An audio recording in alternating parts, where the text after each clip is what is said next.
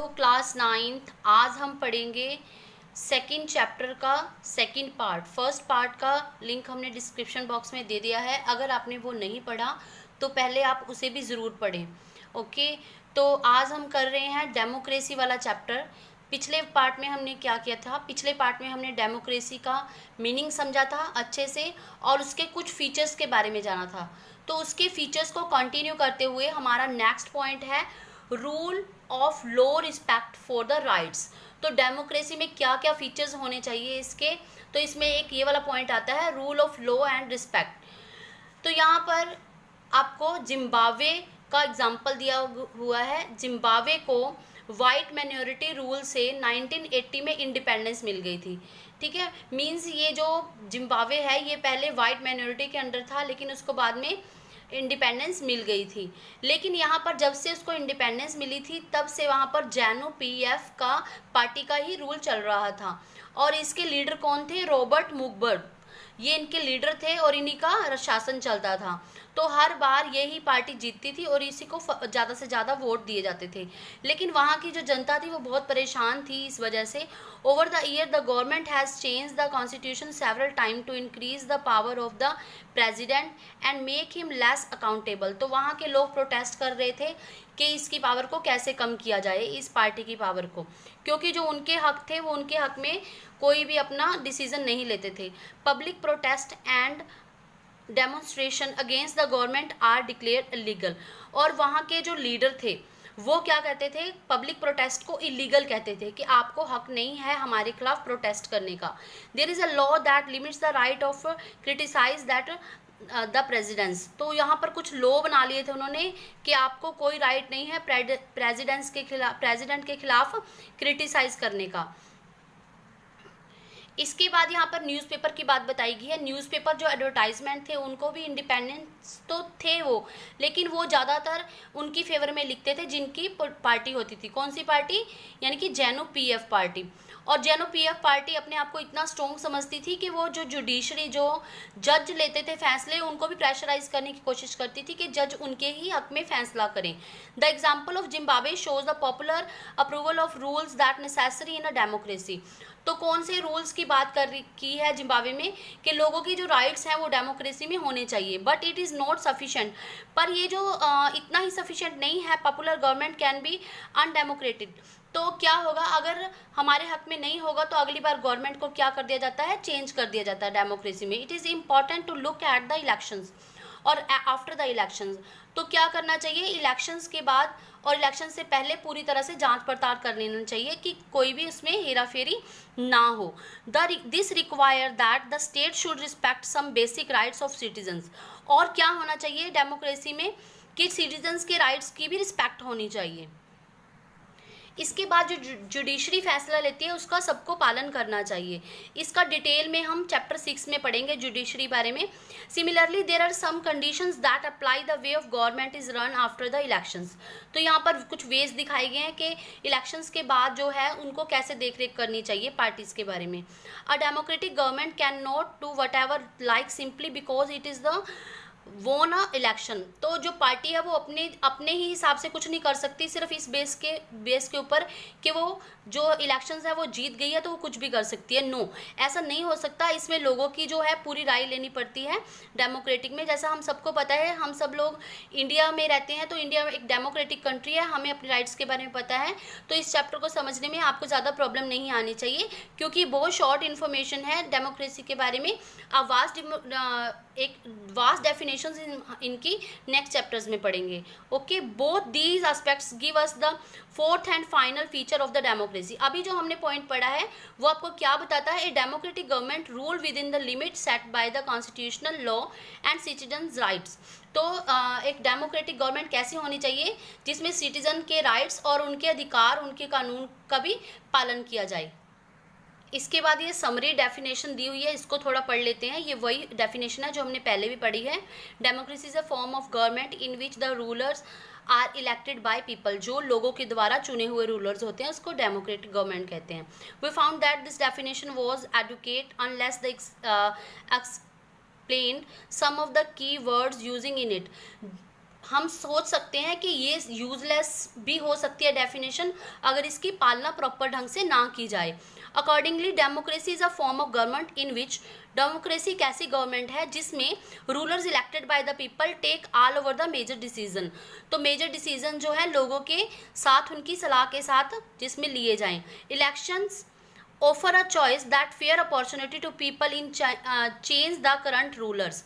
तो अगर रूलर्स उनके अकॉर्डिंग काम नहीं करेंगे, लोगों के अकॉर्डिंग जिन्होंने उनको रिप्रेजेंट करने के लिए चूज़ किया है, तो वो चेंज भी कर सकते हैं डेमोक्रेटिक गवर्नमेंट में। This choice and opportunity is available to all the people on the equal basis. तो सबको इक्वलिटी भी मिलती है इसमें। नेक्स्ट है 2.3 वाई डेमोक्रेसी। डेमोक्रेसी हमें चाहिए क्यों, क्यों चाहिए हमें डेमोक्रेसी? आप सबको पता है हम हर रोज़ सरकार के बारे में कुछ ना कुछ सही कहते हैं, कुछ गलत कहते हैं, कुछ उनके डिसीजंस के फेवर में होते हैं, कुछ उनको क्रिटिसाइज करते हैं। तो ये जो कन्वर्सेशन है वो उसी के अकॉर्डिंग है जैसा हमारा कॉमन लाइफ में होता है। तो आप इस जो ये कन्वर्सेशन दी हुई है, इस कन्वर्सेशन को आप अच्छे से पढ़िए। इसमें आपको थोड़े पॉइंट्स मिल जाएंगे, इतना ये इंपॉर्टेंट नहीं है, लेकिन ये क्रिटिसिज्म और उनके फेवर में, गवर्नमेंट के फेवर में जो कन्वर्सेशन हम कॉमन करते हैं उसके अकॉर्डिंग ये कन्वर्सेशन दी हुई है, छोटी सी आपको नॉलेज के लिए। इसके बाद, इस कन्वर्सेशन के बाद मैडम लैंडो क्या कहती है, वो स्टूडेंट्स को कहती है कि मैं आपकी डिस्कशन जो है पूरे इंटरेस्ट से सुन रही हूँ। नाउ आई स्टॉप्ड इन, अब मुझे रोकना चाहिए। मैं खुश हूँ कि आप इतनी अच्छे से कन्वर्सेशन कर पा रहे हो और अपने राइट्स को आप समझते हो, इसीलिए आप गवर्नमेंट के बारे में क्रिटिसाइज और उसके फेवर के बारे में कन्वर्सेशन कर रहे हो। आर्ग्यूमेंट्स अगेंस्ट द डेमोक्रेसी, जो ये आर्ग्यूमेंट हुई है डेमोक्रेसी के बारे में, वो क्या आर्ग्यूमेंट हुई है, क्या आर्ग्यूमेंट होती है? The conversation has most of the argument that routinely here against democracy. जब हम रूटीन में सुनते हैं गवर्नमेंट के जो डिसीजंस होते हैं, कुछ हमें अच्छे लगते हैं, कुछ नहीं लगते, तो क्या कहते हैं, अगली बार ये सरकार नहीं आनी चाहिए, ये वाली सरकार नहीं आनी चाहिए, दूसरी आनी चाहिए, वो सरकार अच्छी है, ये डिसीजन गलत था, ये था। ये सब बातें हम जो करते हैं वो क्या होता है, वो आर्ग्यूमेंट होता है against the democracy. Leader keep changing in the democracy, this leads to instability. तो इंस्टेबिलिटी गवर्नमेंट में क्यों आती है? क्योंकि लीडर्स जो हैं वो चेंज होते रहते हैं। ये भी आर्गुमेंट का एक पॉइंट है। Democracy is about the political competition and power play. तो लोग जो सिस्टम में जो वोटों में खड़े होते हैं, जो लोग रिप्रेजेंटेटिव बनने के लिए तैयार होते हैं, वो सिर्फ पावर प्ले, एक पावर गेन करने के लिए एक गेम खेलते हैं समटाइम। तो ये भी एक मॉरलिटी नहीं है, वो देश के बारे में नहीं सोचते, वो सिर्फ अपने बारे में सोचते हैं। So many people have to consulted in a democracy that leads to delay. तो जो इनकी आपस में अनबन होती है, उसका क्या रिजल्ट निकलता है कि जो डिसीजन होते हैं वो डिले हो जाते हैं, यानी कि लेट हो जाते हैं, क्योंकि हर किसी की बात माननी पड़ती है। तो एक दूसरे को देखते रहते हैं कि वो हमारी फेवर में कब होगा, या इस बात से वो दूसरा एग्री है या नहीं है। Elected leaders don't know the best interest of the people, it leads bad decision. तो लीडर्स को पता नहीं होता, समटाइम हम लोग अवेयर नहीं होते, अपने हक के बारे में नहीं बोलते, तो वो कोई भी डिसीजन ले लेते हैं। Democracy leads to corruption for it is based on electoral competition. यानी कि डेमोक्रेसी में क्या होता है, करप्शन भी होता है, क्योंकि वहाँ पर इलेक्शन के समय बहुत ज़्यादा कंपटीशन होता है। Ordinary people do not know what is good for them. और जो साधारण मनुष्य होता है उसको नहीं पता होता समाज में रहकर कि मेरे लिए क्या अच्छा है और क्या मेरे लिए सही डिसीजन ले रही है government. Are the some of other arguments, और भी आपने कई आर्ग्यूमेंट्स सुने होंगे। Clearly democracy is not a magical solution for all the problems, it is not ended poverty in our country and in other parts of the world. तो democracy क्या होती है, इसमें इम्पार्शल भी होती है और इसमें कंपटीशन भी होता है, बहुत सारा करप्शन भी होता है। तो ये पूरी तरह से हमारे लिए सेफ़ नहीं होती जब तक ये पूरी तरह से हमें अपने राइट्स नहीं देती। तो यहाँ पर आर्ग्यूमेंट को हम डेमोक्रेसी में कैसे समझेंगे, एक एग्जाम्पल से समझेंगे। लाइक यहाँ पर एग्जाम्पल दिया हुआ है चाइना का। चाइना में फेमाइन आया था 1958 से लेकर 1961 तक रहा था। यहाँ यानी कि वहाँ पर क्या हो गया था, सूखा पड़ गया था। तो वहाँ पर 3 करोड़ से भी ज़्यादा लोग मारे गए थे। During those days India's economy condition was not much better than China. तो वो फेमाइन जो था इंडिया में भी साथ ही आया था, लेकिन चाइना से ज़्यादा इंडिया की कंडीशन जो थी, इकोनॉमिक कंडीशन सही नहीं थी, फिर भी वहाँ पर लोगों की इतनी मौत नहीं हुई थी।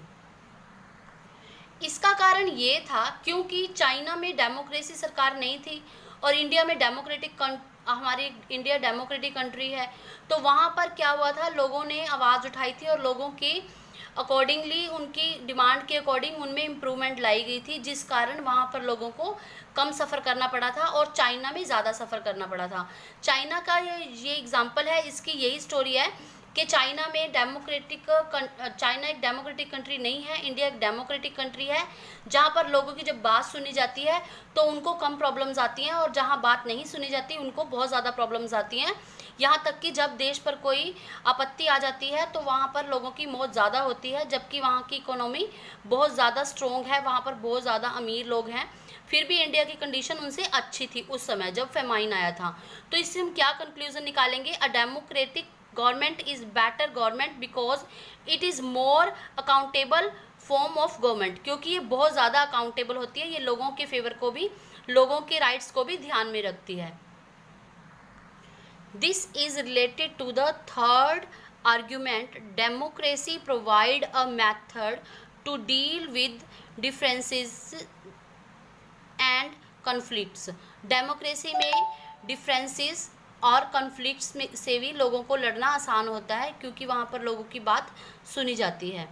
इन any society people are bound to have difference of opinions and interest. तो सोसाइटी में अलग अलग तरह के लोग रहते होते हैं, अलग अलग उनके ओपिनियन होते हैं, सबकी अलग अलग लैंग्वेजेस होती हैं, सबके अलग अलग रिलीजन्स होते हैं। तो क्या होता है, जब वो सब कंबाइन हो जाते हैं और वहाँ पर डेमोक्रेसी होती है तो क्या होता है, उन सबके अधिकार जो हैं सुरक्षित रहते हैं और उनमें कोई भी कन्फ्लिक्ट नहीं होती, जो होती है तो वो रिसोल्व हो जाती है। ओके, इसके बाद आपका जो इम्पोर्टेंट पार्ट है वो है, in the democracy no one is permanent winner. Democracy में कोई परमानेंट विनर नहीं होता, यानी कि 5 ईयर्स के बाद हर बार इलेक्शंस होते हैं, हर तरह के इलेक्शंस होते हैं, लोगों के द्वारा चुने जाने वाले ही कैंडिडेट्स होते हैं। अगर वो अपना काम अच्छे से नहीं करते तो नेक्स्ट टाइम लोग उनको नहीं चुनते। No one is permanent loser, और ना ही कोई परमानेंट ऑपोजिशन पार्टी होती है। Different groups can be live with one another peacefully in the diverse country. In India democracy keep our country together. इसी यही कारण है कि डाइवर्सिटी होते हुए भी हमारी कंट्री जो है एक डेमोक्रेटिक कंट्री है। तो इन एग्जाम्पल से हम क्या कंक्लूजन निकाल सकते हैं, जो 3 आर्ग्यूमेंट्स हमने देखे हैं इनसे कंक्लूजन निकलता है, चाहे आर्ग्यूमेंट होते हैं डेमोक्रेटिक कंट्री हो, डेमोक्रेसी हो गवर्नमेंट में, तब भी आर्ग्यूमेंट्स होते हैं लोगों के बीच में, लेकिन फिर भी किसी हद तक ये मोनार्की से बहुत ही अच्छी होती है, क्योंकि democracy enhance the dignity of citizen. जब सिटीजन्स की बात मानी जाती है तो उनके सम्मान में भी वृद्धि होती है, उनका सम्मान बढ़ जाता है सोसाइटी में। एज वी डिस्कस्ड अबव, जैसा कि हमने ऊपर डिस्कस किया है, democracy is based on principle of political equality, और पॉलिटिकल रूप से भी लोग इक्वल होते हैं, चाहे वो अमीर हो, गरीब हो, कम पढ़े लिखे हों या ज़्यादा पढ़े लिखे हों, सबको सेम वोट डालने का अधिकार मिलता है। Finally democracy is better than other form of government. तो डेमोक्रेसी जो है अदर फॉर्म ऑफ गवर्नमेंट से अच्छी है, because it allow us to correct its own mistakes, क्योंकि ये अपने आप को अपनी मिस्टेक्स जो हैं सॉल्व करने में मदद करती है। लाइक उस कैसे कहेंगे, इसका एक एग्जांपल ले लेते हैं। लाइक कोई गवर्नमेंट ने गलत डिसीजन ले लिया, तो हमने उसके खिलाफ आवाज़ उठाई, तो वो अपनी मिस्टेक खुद करेक्ट करती है और हमें सेटिस्फाई करती है। चलिए हम लास्ट पॉइंट पर आ गए हैं, broader meaning of democracy. Democracy का एक विशाल मीनिंग क्या हो सकता है। In the chapter we have consider the meaning of democracy in a limit and descriptive sense. तो हमने यहाँ पर अभी हम अगले जब चैप्टर पढ़ेंगे तो इसको और डिटेल से पढ़ेंगे। यहाँ अब एक बार मीनिंग, इसका ब्रॉड मीनिंग समझ लेते हैं। यहाँ तक हमने इसकी एक छोटी सी इन्फॉर्मेशन मिली है, लेकिन इसका एक और भी विशाल मीनिंग है। लाइक ये ओनली पॉलिटिकल सेक्टर में ही नहीं, ये हमारे निजी जीवन में, हमारे हर एक स्टेज में डेमोक्रेसी हमारे काम आती है। We have understood democracy as a form of government. यहाँ हमने समझा है कि जो डेमोक्रेसी है गवर्नमेंट की फॉर्म है। In this way the defining democracy help us to identify a clear set of minimal feature that democracy must have, कि डेमोक्रेसी होनी चाहिए, हमें यहाँ तक ये पता चला है।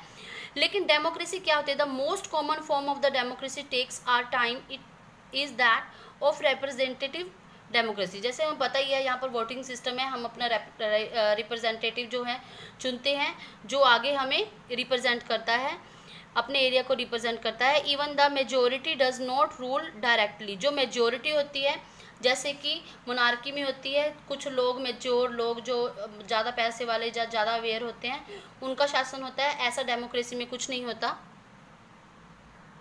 रिप्रेजेंटेटिव डेमोक्रेसी को थोड़ा मॉडर्न डेमोक्रेसी है, उसमें सारी जो कि पॉपुलेशन होती है उसको इन्वॉल्व करना आसान नहीं होता, इसलिए रिप्रेजेंटेटिव को चुनते हैं और वो अपने अपने एरिया के लोगों को रिप्रेजेंट करते हैं। डेमोक्रेसी का ब्रॉड मीनिंग समझने के लिए यहाँ पर कुछ और एग्जाम्पल, कॉमन एग्जाम्पल दिए हुए हैं। जैसे अब तक हमने एक फॉर्म ऑफ गवर्नमेंट के बारे में डेमोक्रेसी को जाना है, इसके बाद हम देखेंगे कि हमारी डेली लाइफ में इसका क्या मीनिंग है। We are a very democratic family, हमारी फैमिली जो डेमोक्रेटिक होती है, अगर उसमें हमें कोई रोक टोक करता है, तो अगर हमारे को अपनी बात कहने का हक ना हो, तो वो डेमोक्रेसी नहीं होती। और एक टीचर जो कि स्टूडेंट को अपनी बात कहने का मौका ना दे, तो वहाँ पर भी डेमोक्रेसी वाला सिस्टम काम करता है। इसके बाद है वन लीडर, फैमिली में अगर एक लीडर हो, उसी की बात सुनी जाए, तो हम कह सकते हैं कि हमारी डेमोक्रेसी नहीं है। These ways using the word democracy go back to its basic sense of method of taking decisions. तो कोई भी डिसीजन लेने का जो हक होता है एक डेमोक्रेटिक सिस्टम में होता है। This can apply to a government और अ फैमिली, ये गवर्नमेंट में भी अप्लाई होती है, हमारी फैमिली में भी, हमारे स्कूल में भी, जैसे हमने एग्जाम्पल्स में समझा है। तो सेम चीज़ यहाँ पर रिपीट हो रही है, बार बार ये यही कह रहे हैं कि इसमें हमने डेमोक्रेसी का भी थोड़ा सा मीनिंग जाना है। इसके बाद जब हम नेक्स्ट चैप्टर पढ़ेंगे तो उसमें और ज़्यादा मीनिंग इसके पता चलेंगे, और ज़्यादा इसके फीचर्स पता चलेंगे। Our focus here is with some of institutional feature of the democracy as form of government, या फिर हमारी फैमिली, या फिर हमारे स्कूल, इनका जब हमने एग्जाम्पल लिए हैं वो सब एस्पेक्ट्स हमने समझे हैं। ये सारे एस्पेक्ट्स किस पर बेस हैं? ये इक्वालिटी पर बेस्ड हैं कि जो डेमोक्रेसी होती है उसमें इक्वल राइट्स मिलने चाहिए। But if the community is small then there can be way of the talking democratic decision. अगर कम्युनिटी सिस्टम है वहाँ पर, जैसे पहले हमने चाइल्ड में और पोलैंड में पढ़ा था कि पहले वहाँ पर कम्युनिटी सिस्टम होता था कि एक कम्युनिटी का राज होता था, लेकिन डेमोक्रेसी में ऐसा नहीं होता। लेकिन यहाँ छोटे लेवल पर जैसे ग्राम सभा होगी, ग्राम सभा इन विलेज में ग्राम सभा होती है, जैसे हम पिछली क्लासेस में आपने पढ़ा होगा, तो इनको सबको अपने अपने डिसीजन लेने का इसमें अधिकार होता है। तो इस चैप्टर से हमें सारे से क्या समझ आया है? इससे हमें समझ आया है कि डेमोक्रेसी क्या होती है और नॉन डेमोक्रेटिक गवर्नमेंट क्या होती है, क्या हमारे अधिकार होते हैं, मोनार्की में कैसा सिस्टम होता है, जो कि हमने पिछले फर्स्ट चैप्टर में भी ऐसे ही पढ़ा था, और यहाँ हमने इसके डेमोक्रेटिक गवर्नमेंट के फीचर्स को जाना है। तो मिलते हैं नेक्स्ट वीडियो में, तब तक के लिए बाय बाय।